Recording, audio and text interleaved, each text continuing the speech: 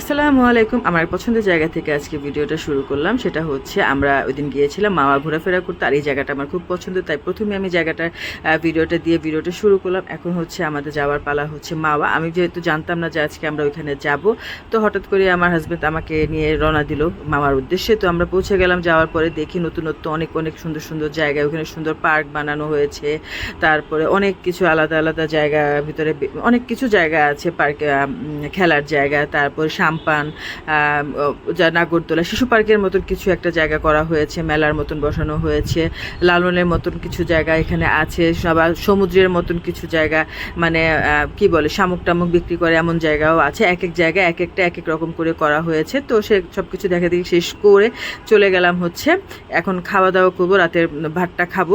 তো সেটার জন্য একটা ইলিশ মাছ বাছাই করার জন্য গেলাম। যাওয়ার পরে দেখি যে এখান থেকে দুইটা মাছ বের করলো। একটা মাছ আমার খুব পছন্দ হয়েছে, সেটা একটু 1 কেজি থেকে একটু বেশি ছিল। তো আমরা যেহেতু 4 জন ছিলাম, তো এটাই আমাদের জন্য এনাফ ছিল, আর একটা মাছই আমাদের জন্য বেশি। তো এখান থেকে আমি বড়টাই বেছে নিলাম, নিয়ে দামাদামি করলাম, যেহেতু ওরা অনেক দাম বেশি চায়, আর এখানে আমি দামাদামিটা ভালোভাবেই করতে পারবো। ওরা দামটা আমার মানে ওরা দাম কিছু না হলো 1000 খানেক টাকা তো বেশি বলেই। তো আমি একটু সাহস করে দামটা একটু কমালাম, দেখি তারাও দিয়ে দিল কমানোর পরে। তো কারণ বলতেছে, আমাকে ইশারা দিয়ে বলতেছে যে না এত কমে হবে না, তুমি আরেকটু দামটা বাড়াও। আমি আরে হবে হবে রাখো। তো দেখি না কি বলে তারা, না বললে আমি আরেকটা জায়গায় যাবো, আর নয়তো বা যদি নাই হয় তারপরে তাহলে দামটা একটু বাড়িয়ে দিব। তো সেখান থেকে দেখি যে না, তারা আমার পছন্দের দামই তারা আমাকে দিয়ে দিল। তো দেওয়ার পরে মাছটা কেটে নেওয়া হলো, কাটার পরে ভাজার পালা, তারপর হচ্ছে ভর্তার পালা, সব কিছু রেডি হচ্ছে। এখানে আমরা কিছু বেগুন ভাজি নিয়েছি, তারপরে হচ্ছে মাছের লেজের ভর্তা তো থাকবেই, ইলিশ মাছ ভাজি।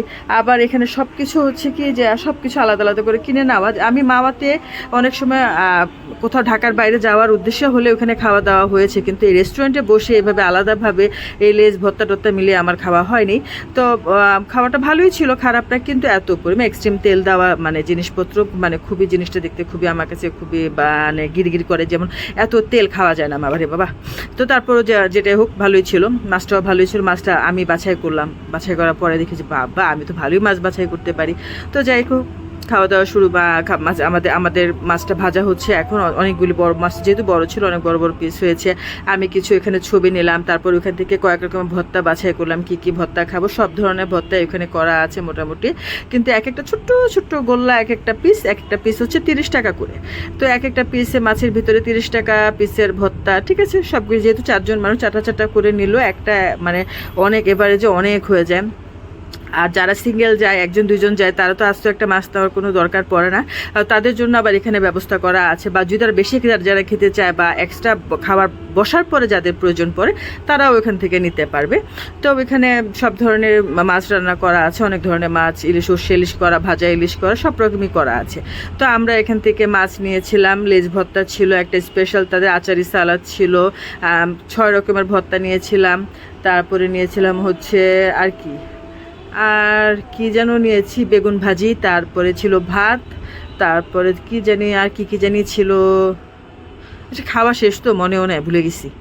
তারপরে ভিডিও দেখলে আবার মনে হবে খাওয়াটা তো শেষ হয়ে গেল। আর কি এগুলি মনে হয় তো বা এগুলি ছিল, আর বেশি কিছু নেই। তো ওখান থেকে খাওয়া দাওয়া শেষ করে ভরপুর একটা খাবার দাবার শেষ করে চলে গেলাম পুরান ঢাকা, সেই আমার পছন্দের একটা জায়গা, পানের দোকানে। সেখানে হচ্ছে বশির ভাই, কাশ্মীরি মিঠা পান, বশির ভাইদের, জুয়েল ভাইদের দোকান সেটা। সেখানে আমরা গিয়েছি, যে আমরা সবার সাথে খুব মজা করে গল্প টল্প করলাম, অনেকক্ষণ গল্প করলাম। সবাই আমার ছেলেকে বার্থডে উইশ করলো, আমাদেরকে পান খাওয়ালো, সেদিন আমাদেরকে স্পেশাল কিছু পান খাওয়ালো, আমার ছেলেকে খাওয়ালো।